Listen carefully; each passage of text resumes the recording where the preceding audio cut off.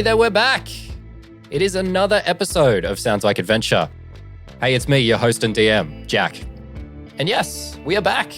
Another new episode for you this week. But before we get into it, there's a ton happening, Sounds Like Adventure-wise, so let me tell you all about it. Wednesday's a huge day for us this week because we have a new episode of The Table Business dropping. Andy from Margot Mods Games joins the show for the second time to talk all about their new Kickstarter campaign, Exoecology for Monster Hunters. And then also on Wednesday, it's the replacement stream for the stream that we missed last week because, of course, life stuff happening, people moving house, people interstate. So we are back on Wednesday this week at the usual time of 9:30.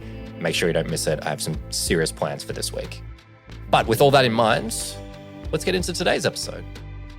So in the last episode, the crew began to hunt down the Kobold Spanner. They found the remnants of Gimble's clothing behind the Triway Destiny divination device. And then, after figuring out that one of Gimble's potions created rogue extra limbs anywhere it was spilled, even on the ground or a boot, they decided to head to the tavern known as the Pointy End. And when we left things off, the crew had entered the tavern, and Drea had just been recognized by someone. All right, let's find out who recognized Drea. Dreadnought, is that you? And Gorka Halftusk, the bald owner of the Pointy End, comes rushing out from behind the bar and wraps Drea up in a big hug. Oh, you don't have to do all that, Gorkas. Nice to see you. My God, Drea, it's so good to see you. It's been so long. Yeah, I don't drink much anymore. You know how it is. She takes like a heavy pause and gets like a kind look in her eyes, and she says, "How you holding up there, gorgeous?" So she's just like, oh my God, that's just purely from me. Drea's like, she just nods and she goes, babysitting now. As good as it can be, Gorka. She gets like a big sort of kind smile and there's like a long pause. And she says, well, you've picked a great day to visit. I've got my rings on. I'm feeling cute. All right. And I just sold out a stew. So I say, you and I, we have a couple of cocktails. Would that be so wrong? Oh, Gorka, I don't know. I'm on a job. You know what you can do? Who's your little friend here? Yeah, and she gestures towards Gimbals. Hi! So this is Mr. Merriweather, sir. I'm so sorry to keep forgetting. Where are you from? Oh, from the Citadel of Enchantress. Yeah, he's from Enchantress. That fancy place. Yeah, me and my sister. We were talking about that just the other day. I have many questions, but there's a whole bunch of people here with you. Who are all these folks? You made friends, Drea. That's the lady that was gonna steal from me. That's her brother, the vomit boy. Some people call him me. Some people call him Eustace. That's Taran. He speaks to machines and makes things. You talk a lot, my friend. It's fine. Yeah, it's fine. so I'm saying, Gorka, I think you should just pump him full of those cocktails. you know them special ones, right? Yeah. No, I know. Yeah, you know what I mean? I do. I've always thought cocktails were sort of like potions. I mean, you mix a lot of things and they have different effects. I mean, what can you mix? What do you have? What are the ingredients? God. Right. So who's everyone else here then? Who's your friends? Lady was running This from is me. so exciting. You got some friends. I wouldn't say friends. They're all kids. This is like, how low can I go to make, visible? I am not a kid. I'm not a kid. Age I'm is a just a guardian. number, Drea. You know that. Hey, I'll be friend Miss Strader if you would. What a sweet little boy. Who's this little baby? I shouldn't have No, spoken. you're just it's fine. So you can speak if you want, Clive, go for it. It's Clier. Thank you very much. There's no other way to pronounce it. You can call me Cly if you want, if that's easier. That is my little brother, and he's had a big day. He's been a bit sick, had a little bit of off dairy. You know how it is. So if you just he's a bit shy, so just don't. Well, I'm all out of stool, so I can't give him any stool, but I can get him some water. You can have some nice water. Mm-hmm. That'd be really good. I'm 95% water, so a bit more couldn't hurt. Oh, Gotta see. Technically, aren't we all? are you two related, Drea? Is this your grandson? All right, Are we? And she kind of like pinches her nose. She goes, I don't got grandkids, you know this, Gorka. Come on. Oh yeah, sorry. Yeah. I forget. I got my rings on. I'm feeling cute, and that just gets in my head a little bit. You look very cute. Thank you very Gorka. much. Yeah, Appreciate it. of course. Was it Cly over there? Was that your name? Yeah, that's me. You look Hi. gorgeous as well. It's wonderful to see you. Welcome to the pointy end. Thank you. What would you like to drink? Can I get you a cocktail? Would that be so wrong if we had a cocktail at this time? I like look around and then like I look at Eustace and then I look back at her and like actually just a water will be fine, thank you. You know what it's like. I gotta stay on my game. Yeah, no, I didn't know Fire Genasi had water like that. That's surprising. You can drink water? Yes, I think that's it. I mean, I just don't know. I'm not imposing rules of Genasi. I just don't know because I see the fire on your head, you know? No, I've never really thought about it that hard. Like, I could be getting sick. Have you been No, I think drinking I've been water up fine. until now? Yeah, most of my life. I think it's probably fine. Okay. I should. It's actually Is not there- our first time. I shouldn't talk. Little baby boy, it's not your first time here? No. You been here before? Did you come with your mommy and your daddy? I don't think he just knows how to respond. My mom and dad have been dead for several years. Eustace? Oh, it's a tough do we city out talk there, isn't about? it, darling? Yeah. Do you want a drink of water? Yeah. Come on, Gorka will get you a glass of water. Gorka, I love you so much. Gorka's the best. So he pulls you guys up to the bar, starts making you drinks, gets all the drinks prepared. Is it Dragon Man? I didn't catch your name. What would you like to drink? My name's Torin, Gorka. I've never been here before, but let's get an ale. Yeah, we got some ales, that's for sure. So she gets you guys all set up with drinks, and then she comes back to Gimbals, and she's like, Magic Man, you mentioned Enchantra? Yeah. Oh, see, yeah, me and my sister. She told me they have the best spices in Enchantra. Oh, Is they that do. true?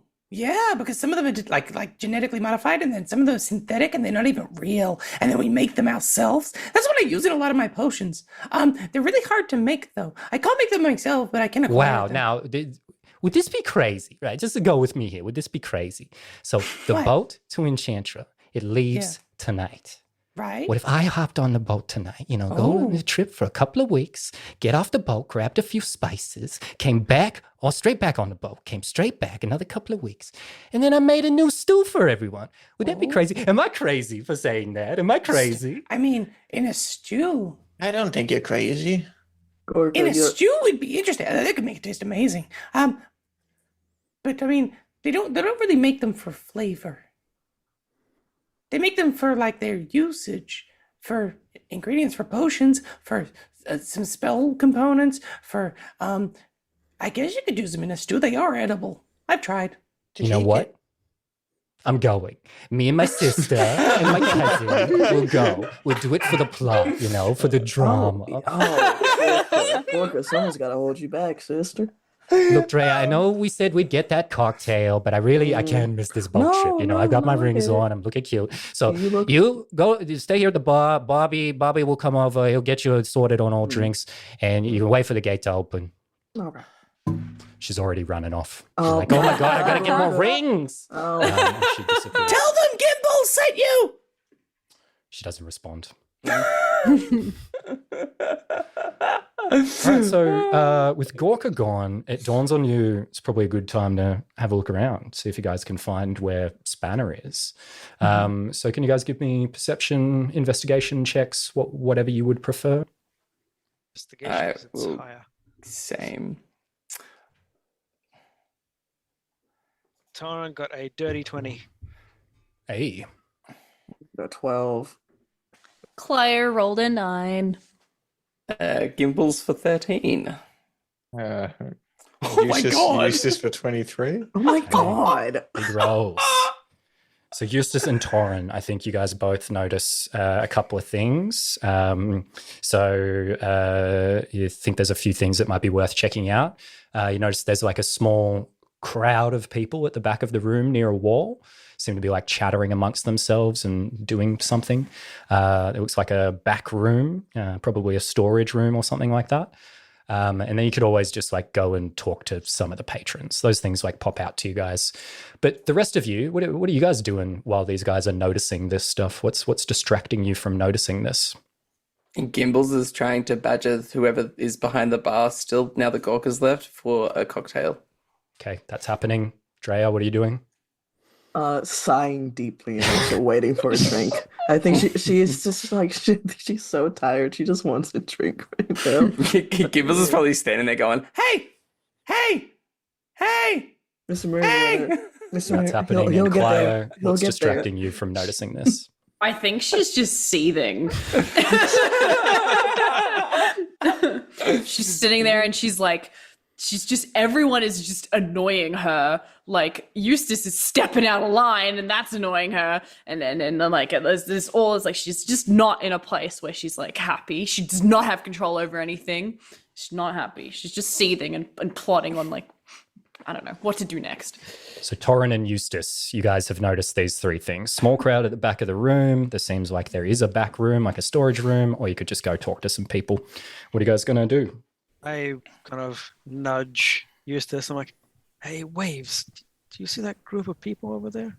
Does that seem a little weird to you? The back room, everyone's crowded." I like that nickname so much more than Vomit Boy. I think he'll quickly turn to Clio and just almost like, I'm still feeling a bit off with the whole accidentally putting my sword into the guy's head. So I'm just gonna quickly go to the bathroom and then Okay, just go, just come back, okay? yeah. Be quick. And then he'll nudge Torrin on the way to go with him. So yeah, you guys head to the back here, and there seems to be like a small commotion that is happening at the moment. It's like a small goblin talking to the crowd. He's like, "I'm sorry, guys. He ruined it. Whoever that guy was. I'll get everyone paid back." And he sees you guys approaching, and he's like, "Sorry, guys, game's off." What game? Like, what's going on? What did we miss? You see, it's a classic situation. We're just playing the classic Ethel Grove Tavern game, throw the coin at the wall. And I was on a serious hot streak, all these coins coming home with me, flannel, when this crazy kobold, he just comes running in. You say your name was Flannel? Flannel, yep, normal name, you know. What's your name? Waves. Oh, yeah, that sounds like another normal name. And this is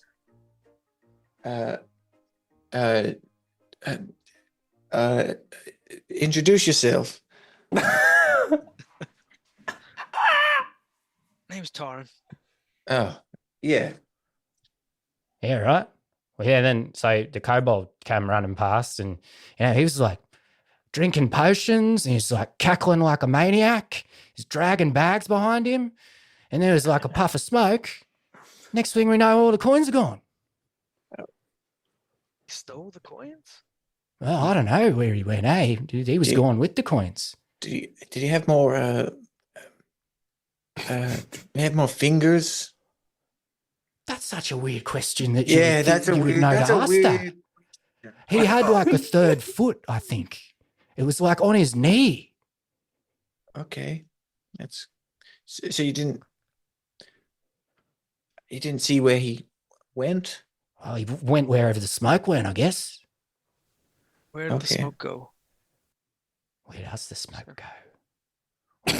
So he didn't go through a door or anything. He just kind of up and vanished. Up and vanished. You've blown my mind with where does that smoke go?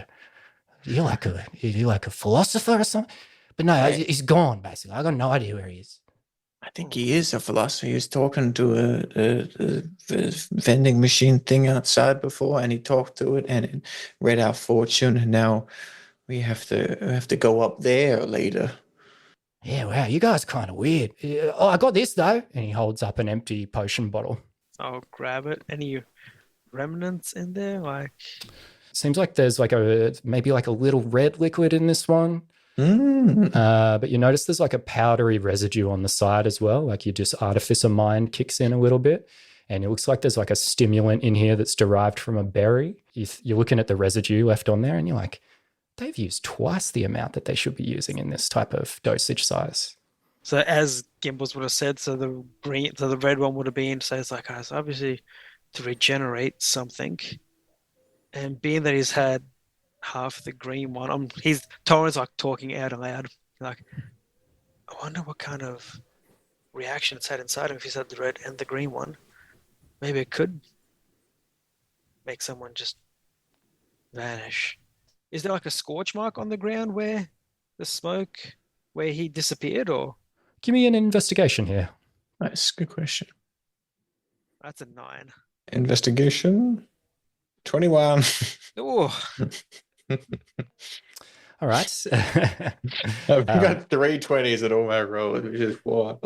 So yeah, Torrin, I don't think you see anything, but like maybe you're like crouching down and having a look, and Eustace, you pop down and have a look as well, and you notice that there seems to be just like if you rub your hand along it, maybe your hand's a bit more sensitive as a water genasi, and you could feel some like heat coming up from underneath. So yeah, and if you relayed that to Torrin, I think he would take that as scorch type of things. Yep. Yeah, so I relay that information back to him. good job, Waves. Thanks. Wait, what do we do now? Like, he's not here. I yell out to Gimbals. Gimbals! You'll see that he's just got the attention of the bartender, and then he hears his name, and like as the bartender's going to take his order, and he's like, "Oh, yes," and then he'll like leave the bartender at the bar and go up to Torrin. May have found what was left of Spanner. What was left? Yeah. How so? Is Flannel still here? Oh yeah, hey, it's me, Flannel. Oh, mate, Flannel here doing a coin game, and he said a Kobold just ran straight through. Extra leg, and then just puffed into smoke. Why do you think what's left of him? And then I show him the red bottle. Okay. So obviously he drank this one, and potentially Oh. half of the green one. And by the way too many berries in this. Half the amount. Half? Half the amount. Come by my place We, sometime, we'll brainstorm. yeah. Yeah. We need to talk. Yeah. That's twice that you've improved my potions. But also that wouldn't hurt him. It wouldn't be nice. He'd just continuously keep growing random limbs inside of him because he's drank it, but he wouldn't be able to sleep or like wear off the effects because his cells are constantly rejuvenating. So therefore, he's just kind of like an amalgamation of limbs that can never sleep. Was there something in your bag, Mr. Mary, that would let him do the smoke poof thing? I don't think so. Because there is a little bit of heat on the ground, a little bit of residue. Yeah, that's not me. Do you guys still need me, Flannel? Can I go, or do you still need me to hang about while you have this chat? Kobold, say anything? I just screaming and laughing. He's just cackling, swigging potions, and then smoke. Yeah. Everything's gone. They do give you a bit of a high. But can Gimbals like investigate the area, see if you can see any other indications of where this kobold's gone? Yeah. Give me an investigation roll here. Cool. Simultaneous to that, if it's nearby, you said there's a back room. I'd love to duck out towards that. That's Okay, a cool. You're heading that's a towards the dirty back room. 20. So with the 20, yeah, you can confirm that there's nothing more here, basically. Cool. Yeah. But it does, I think the same realizations dawn upon you of like, could go talk to someone, could just like head into a back room. If a kobold was running through this place, cackling and swigging potions, some other people might have seen him, basically. Well, I mean, he can't have gone far. So where could he have gone? Hey, Spanner! You just yell out and see if Spanner responds. Drea, how do you respond to Gimbals all of a sudden starting to yell? Doesn't. I think she's just sat there looking at him. She goes, "Oh, right, okay, I need a drink." And but she's just sitting there. She's not intervening. Okay, so I think Eustace, like you're probably entering the back room. So like Clio, I think you're probably locked in on your seething. So for a moment, you're not totally seeing him. Okay, so great. What are you going to do? All right, what I'll try and do is so like there's like a big kind of crowd where I'm assuming they've gone to. So I sink out of my seething and I pull myself back into focus mode. Where's my brother? It's been a little while. I would like to see if I can sort of stealthily slink into the crowd and see if I can kind of just blend in a bit and just sort of, I don't know, just be waiting in stealth mode. Awesome. So you do that and you head in, you're moving through the crowd. And as you sort of make your way through the crowd, you spot Eustace heading through the door and the door clicks closed. And we'll cut over to Eustace now as we do that. So you open the door to the back room. It's a storage room of some kind. There's like crates and kegs stacked around. And you think you see a pile of fabric at the back of the room. No, rush on over to it. It's another pile of clothes. You see another vest, identical to the one that Gimbals is currently wearing, and another empty bottle of potion. Oh my god. Is there is there color residue of which one? This one is also red. Okay. I think I'll just throw away the vest, just get him out of the way because that's annoying. And then I guess I'll tuck the bottle into what little backpack that I've got, or little carry pack, and then I guess just kind of look around the room. Is there anything else in here that looks kind of disheveled or thrown off, or any other passageways I can head towards? Because I feel like I'm on the right trail here. Give me an investigation. Good. Come on, rolls. Don't fail me now. That's an 11. Oh. Finally he gets a bad one. With an 11. What do you get with an 11? I think as you pick up the clothes, they feel warm. As in it was left recently, is all you get with an 11. What do I see? What is the layout of this? Is it connecting rooms, connecting doors? Nothing? Just a back room. Only way in is the way you just came in. And there's no one in here. Just the evidence that the kobold was. I will talk and see if someone's here. What we say? Hello? Is there any fingers? So there's like a heavy silence as you wait for a reply. And a sound comes, but very different than what you were expecting. Cuts over everything. It's the sound of the clanking gears and chains of the gate starting to open. And as that happens, from the other guy's perspective, the people start sort of filtering out of the tavern. And I think the door to this back room opens and Clio finds you here. So what do you do, Clio? What does it look like when I enter this room? I think you just find Eustace looking extremely guilty, basically, is what you find him looking. Would that be right, Arlo? Yeah. There's no way to mask what he's doing. All right, yeah. Clio again. She opens that door, and when she sees you, it's again like just the same daggers. And she'll walk up to you and she'll say, What are you playing at? This isn't the toilet. Eustace. Eustace, I've given you a few chances today. I need you to pull it together, okay? Yeah, I'm sorry. I know it's exciting. And listen, I'm still here because I don't know, but you know, I'm starting to really not like it. Oh, I found, and he pulls out the bottle. I found this. Okay, and she like looks at it. Is that the same as the? She looks down at her shoe. That No, I don't know where this one. This one was. Well, that one was green, and this one isn't. This one was red, but I don't know what it does because it was empty. Okay. And then Mr. the dragon and the little guy were talking, and there was a lot of work. And the little guy talks so fast. I Cloudy. know. I know. It's overwhelming.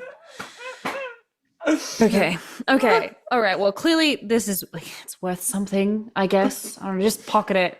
But I need you to Eustace. I know you're the your ideas are the good idea, but like I think maybe It's not even ideas, Eustace. I just need you to pull it together. Like you're straying too far. These people, they're giving you what's been told to you today, okay? Torrin was telling me that he can talk to machines, and I don't know. Right? And does that sound true? Does that sound like something? I saw him. I saw him talk to it, and it opened up, and then I don't know what Gimbals has said. I just think, listen, Eustace, I just think sometimes you get a bit excited.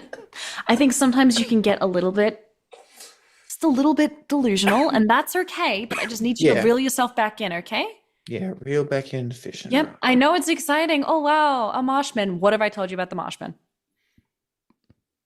Yeah, they're dangerous. Yes. And that they don't care about us, and that they're in it for the money, and that is all that we have gotten from the dreadnought out there. Okay, I know it's exciting, I know it's different than usual, but I need you to pull it together and stick closer to me, okay? What if you had walked into this room and, what if someone got you? Well, I've accidentally killed 2 people, so I could probably. You're right. No, I'm not being. I just need you to remember who we've lost, okay? And how it would affect me if you just disappeared. The door swings open and in walks Gorka, who hasn't left yet. And she's like, oh my God, I'm still looking for my ring. Babe, what are you doing in the storage room, babies? Why are you back here? He was looking for the bathroom and got lost, so don't worry. Well, the gate is about open, so go on. Let's get outside. We've kept you in the tavern long enough. You're too young. You're underage. I was being nice, but I need to find my rings. I'm going to miss the boat. I need to get these spices. Okay, so let's all get right. out of here already. Okay, And she okay. starts hustling you guys out, like very aggressively. And then I think you guys come out into the room, and all of you, I think, are probably like overtaken a little bit by the momentum of people flooding out of the tavern to head towards the gate. And you find yourself at the exit to the tavern, looking over Triway Plaza. And as the open gate finally comes into view, you see the huge metal gears slowly coming to a stop. And Gimbals, you notice something different. You notice, running towards the gate, swigging a potion that he is holding with a third arm and carrying your bags, is a kobold named Spanner. So, Gimbals, you've got 1 second here to shout something out. What do you say? Oh my God, there he is! Spanner! And that is where we're going to end the session for this week.